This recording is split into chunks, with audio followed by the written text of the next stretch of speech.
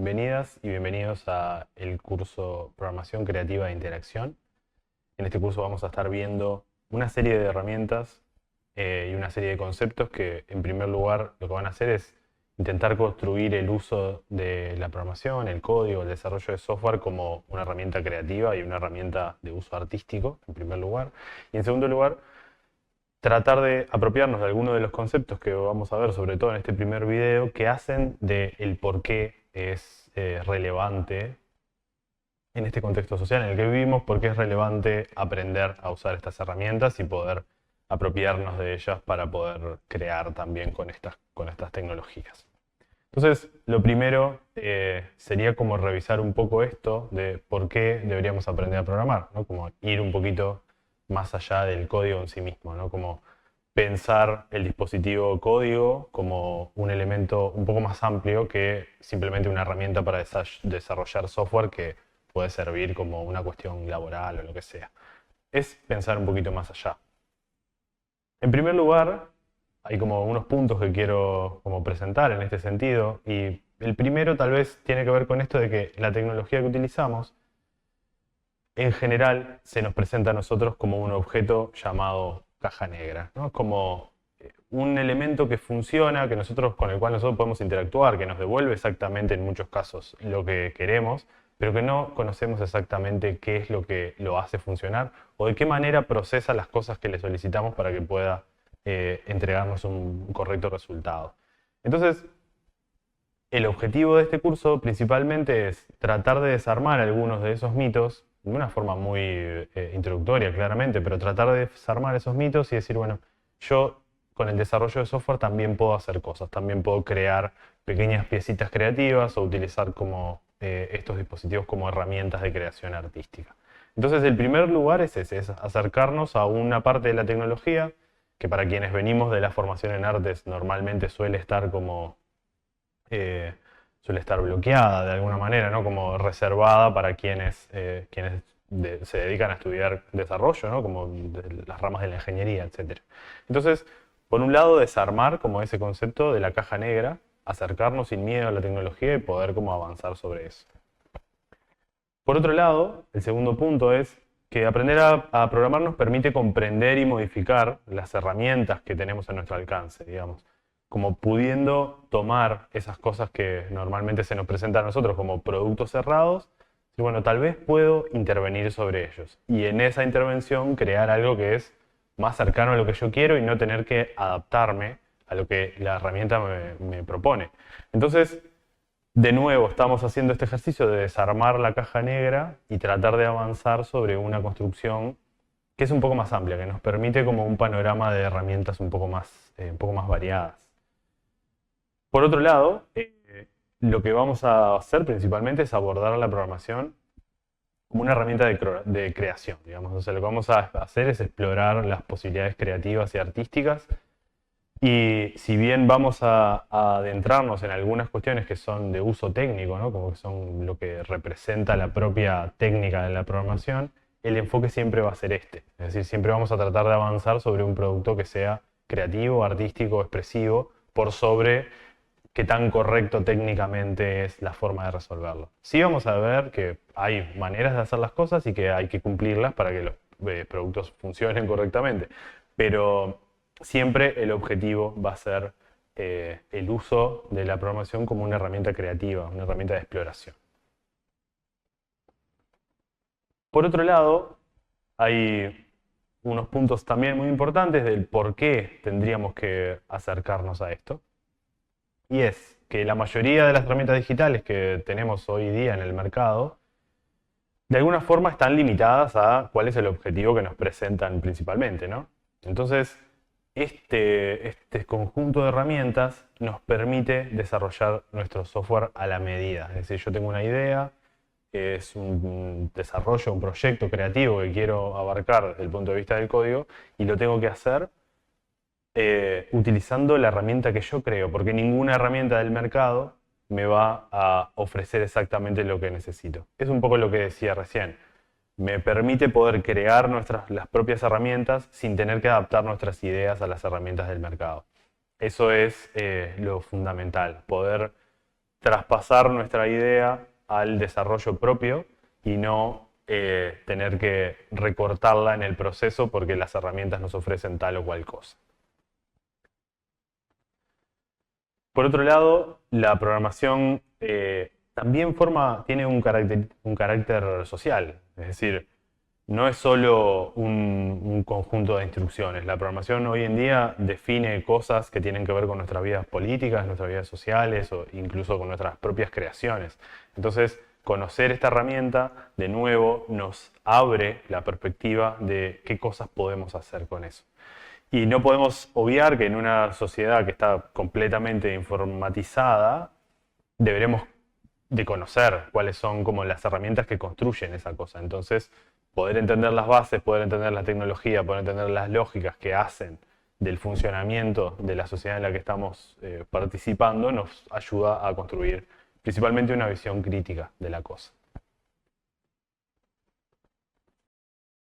Ahora nos toca hablar un poco de los algoritmos y su aplicación en el arte. Nos vamos a empezar a meter en algunas terminologías concretas, especialmente en la palabra algoritmo.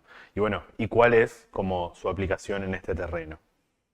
Primero que nada, definir que un algoritmo es una secuencia de instrucciones precisas, definidas y finitas utilizadas para resolver problemas. Esto lo que significa es que es una fórmula, básicamente el algoritmo como idea abstracta, es una fórmula que nos permite resolver un problema. El problema, de alguna manera, pensarlo como en una, digamos, una definición muy amplia, ¿no? Todo puede ser un problema potencial. No necesariamente pensemos como resolver un problema del tipo matemático. Por ejemplo, querer crear un tipo de comida específica y no saber cómo es un problema. ¿Cuál es el algoritmo? La receta. La receta me permite resolver ese problema. Eso es como un ejemplo bien claro. Y básicamente la acción de programar, que es a lo que viene después, consiste en traducir ese algoritmo, que es una resolución abstracta del problema, en un código ejecutable por una computadora. O sea que son cosas separadas. El algoritmo, por un lado, es la construcción, es decir, la resolución abstracta, ideal del problema, es decir, de una forma lógica, y la programación es la acción de pasar eso a código. En este ejemplo que aparece acá hay una descripción de, bueno, cuál sería como un algoritmo muy simple para poder resolver un problema que es que una lámpara no funcione. Primero me puedo preguntar si está enchufada o no, y en relación a eso, enchufarla. Si no está enchufada, si está enchufada y sigue sin funcionar, bueno, me puedo preguntar, por ejemplo, si el foco está quemado. Si la respuesta es sí, reemplazo el foco. Si la respuesta es no, tengo que comprar una nueva lámpara. Es un poco limitado el ejemplo, pero sin duda es una resolución que sí o sí el resultado va a ser que yo tenía una lámpara que no funcionaba y ahora voy a tener una que funciona. Entonces, esa es la estructura del algoritmo.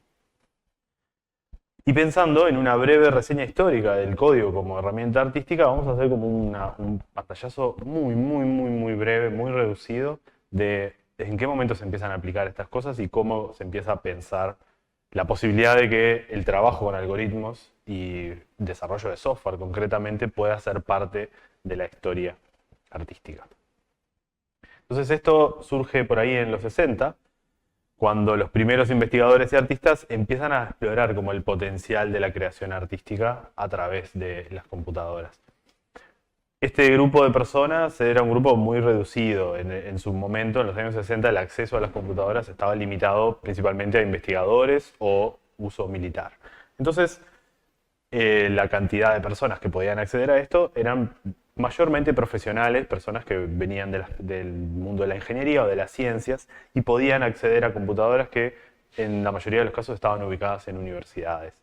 Entonces, eso, digamos que trabaja con un grupo muy reducido de personas que son como los pioneros en este campo. Pero sí pensar que esto comienza en los 60, ¿no? Como muy lejos por ahí de lo que podríamos pensar. E incluso antes podemos ir a los primeros ejemplos de creaciones de imágenes a través de dispositivos electrónicos y pensar en Ben Lapovsky. Ben Lapovsky fue un científico matemático que es considerado el primer artista, digamos, el primer creador de imágenes a través de medios digitales, o medios electrónicos en este caso. Su trabajo consistía en fotografías de larga exposición sobre pantallas de osciloscopios. el resultado es el que ven, es decir, es un pasaje en el tiempo de una onda eléctrica registrada en un osciloscopio y al ser una fotografía de larga exposición da cuenta como del movimiento de esa onda construyendo estas imágenes. Ben Lapovsky lo que hacía era básicamente diseñar los artefactos electrónicos que eran capaces de generar estas ondas. Mucho más cerca en el tiempo, un proyecto muy interesante es un proyecto llamado Aaron de Harold Cohen, que básicamente se dedica como a la construcción de un robot que pinta, ¿no? Su trabajo, el trabajo de toda su vida, básicamente es el desarrollo de este robot que se llama Aaron, que lejos está de ser un robot humanoide, es una máquina y un software, pero que básicamente fue aprendiendo a dibujar ciertas cosas, ciertos patrones, aprendió a dibujar figuras humanas, aprendió a dibujar contextos para esas figuras, aprendió a dibujar paisajes, escenografías. Y ha tenido muchas variantes, incluso los primeros dibujos eran digitales, luego pasaron a ser pinturas, ¿no? Como trabajar directamente sobre el papel. Un proyecto súper amplio que se desarrolla desde hace unos 40 años, más o menos. Yendo muy rápido en el tiempo, nos encontramos con básicamente las personas que desarrollan la herramienta con la que vamos a trabajar en el curso o una herramienta anterior a esa. Casey Rías es uno de los creadores de Processing. Processing es un lenguaje de programación enfocado a diseñadores y artistas que es muy cercano a la herramienta que vamos a usar nosotros, que ya la vamos a presentar en el video siguiente.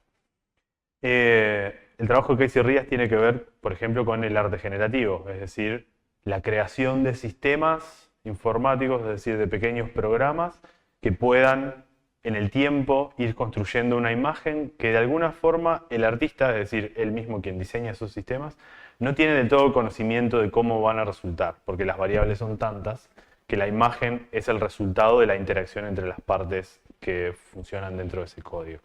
Entonces, estas imágenes que podemos ver como complejas también son necesariamente complejas en su creación, aunque el código pueda ser simple, es decir, se establecen las reglas y dice, bueno, hay una serie de elementos que van a interactuar entre sí y esas interacciones van a dar como resultado esta imagen. Por otro lado, artistas como Maya Mann exploran un costado un poquito más poético y personal de esto. Esta captura que están viendo es el sitio web, es parte del sitio web de Maya. Y básicamente trabaja con la generación de poesía, la generación de una construcción como de su propia persona a través del texto. Y las herramientas de programación permiten diferentes soportes en el cual ella pueda presentar el texto de diferentes maneras. Hay un trabajo muy interesante como sobre su propia imagen y su propia construcción social, es decir, como la imagen que se proyecta hacia los demás, pero a través del texto. Sin embargo, el medio digital, la programación, permite, digamos, y el desarrollo del código permite que estos medios vayan más allá de un texto en pantalla, sino que se vayan generando nuevas formas de presentar esto. Y por último, Vera van der Zip es una artista que trabaja sobre todo sobre la construcción de tipografías y sistemas tipográficos generativos, es decir, construcciones de programas y bloques y espacios de código que trabajan la creación de tipografías, que no son tipografías estándar, sino que este tipo de ejemplos, por ejemplo, ¿no? Su trabajo está enfocado muy hacia el diseño, hacia la creación gráfica y sobre todo al trabajo tipográfico. Hasta acá esta introducción, digamos, este sería como el primer video, un poco una construcción de cuál es la intención del curso, cuáles son como los puntos centrales en la construcción de esto, de la idea de algoritmo, la idea de programación, la idea del desarrollo, y algunos ejemplos como para ir viendo hacia dónde va la cosa. Así que los espero en el siguiente video. Muchas gracias.